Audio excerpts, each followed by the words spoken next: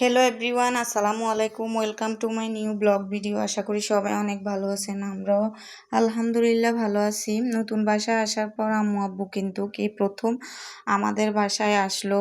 যদিও আমার অনেক রাগ অভিমান তাদের উপর, বলেছি আমাদের বাসায় আর আসার দরকার নাই, তারপরেও আসছে। কি করার, মনে মনে তো আমি খুশি। সেই খুশিতে হাজব্যান্ডকে বললাম গরুর মাংস নিয়ে আসো। তার জন্য হাজব্যান্ড অনেকগুলা গরুর মাংস নিয়ে আসছে। ভাবতেছি আজকে আমি নিজের হাতে সবার জন্য রান্না করব।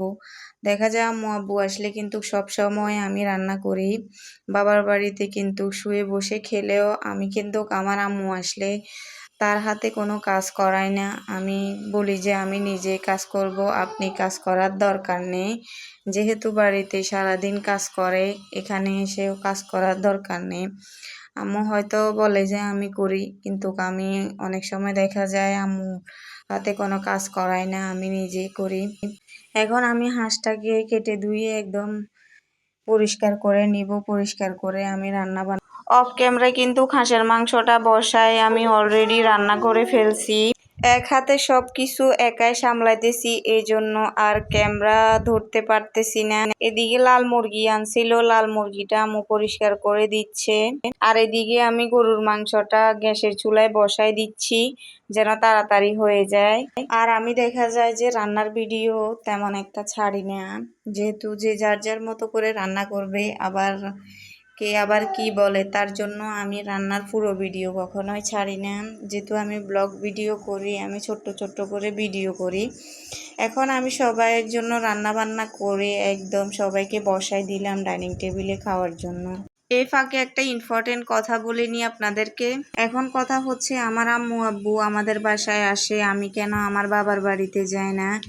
এটার জন্য অনেকের অ্যালার্জির সমস্যা। আমার ভালো লাগে না, তাই আমি আমার বাবার বাড়িতে যাই না।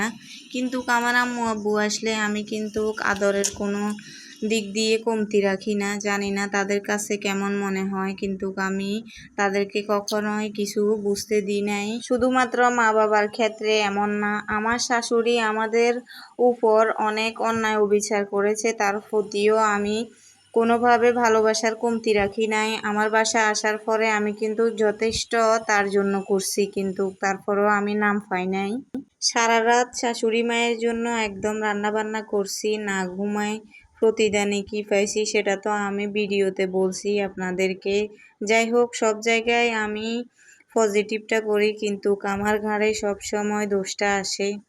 আমি আমার রাগ অভিমান থেকে আমার বাবার বাড়িতে যাই না, এটা নিয়ে আমার হাজব্যান্ডের কোনো সমস্যা নেই। দেখেন তো সবাই এক টেবিলে খাচ্ছে।